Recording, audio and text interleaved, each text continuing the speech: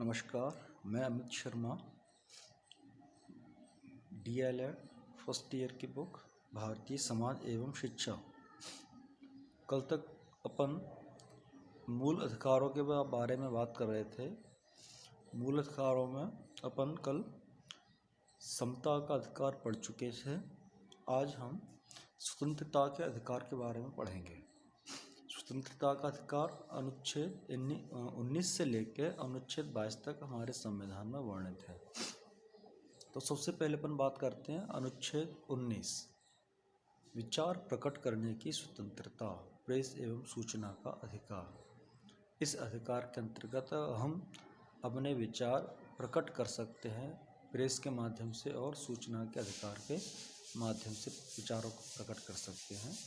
लेकिन इसमें एक सावधानी ये बरतनी होगी कि ऐसा ना हो कि आपके विचारों से किसी समुदाय या संगठन को कुछ नुकसान पहुंचता हो, उनके जो उनकी मान भावना है, उनकी मान भावना को किसी प्रकार से कोई हानि नहीं पहुंचती हो, इसका हमें ध्यान रखना होता है। दूसरी पर बात करते हैं समुदाय या संघ बनाने का अधिकार।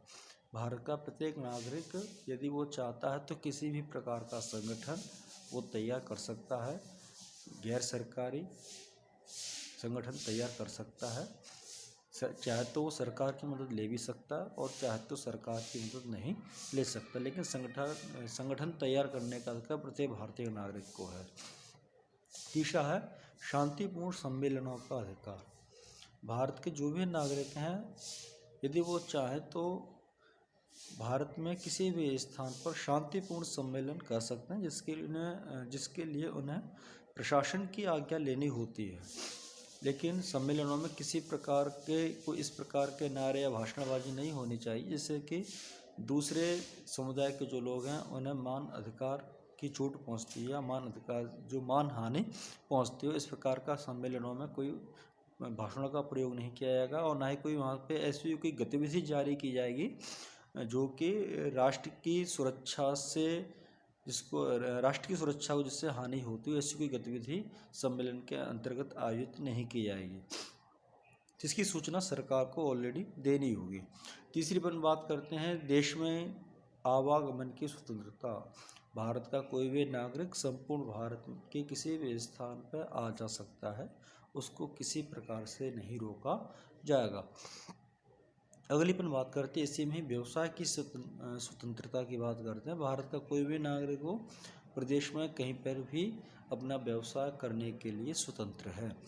इसी के बाद दूसरी बात आती है स्थायी रूप से बसने की स्वतंत्रता। परमानेंटली जो कोई भी व्यक्ति है वो भारत में कहीं पे भी अपना निवास स्थान बना सकता है।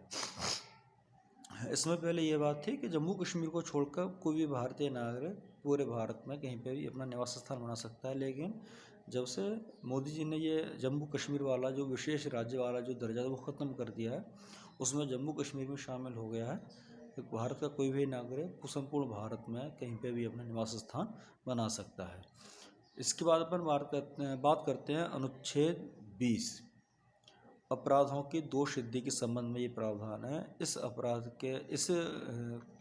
जो अनुच्छेद है, इस अनुच्छेद के अंतर्गत पहली बात तो ये आती है कि किसी भी अपराधी को एक अपराध के लिए 2 बार दंडित नहीं करना होगा।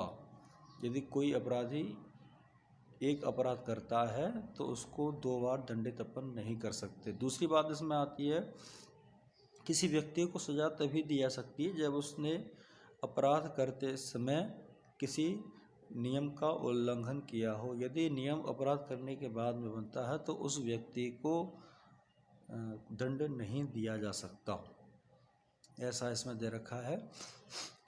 और अगली पर बात करते हैं अनुच्छेद 21 के।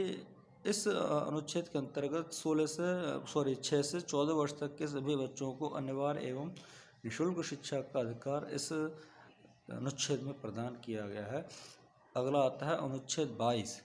अनुच्छेद 22 के अंतर्गत सबसे महत्वपूर्ण बात आती है कि किसी भी व्यक्ति को यदि गिरफ्तार किया जाता है, अनुच्छेद 22 के अंतर्गत है ये, किसी व्यक्ति को सामान्य रूप से गिरफ्तार नहीं किया जा सकता। यदि गिरफ्तार किया जाएगा तो उसको गिरफ्तार करने का कारण बताया जाएगा उसको अपनी पसंद के वकील से बात करने का भी अधिकार है और उस व्यक्ति को 24 घंटे के अंदर मजिस्ट्रेट रैंक के जो ऑफिसर है उनके सामने प्रस्तुत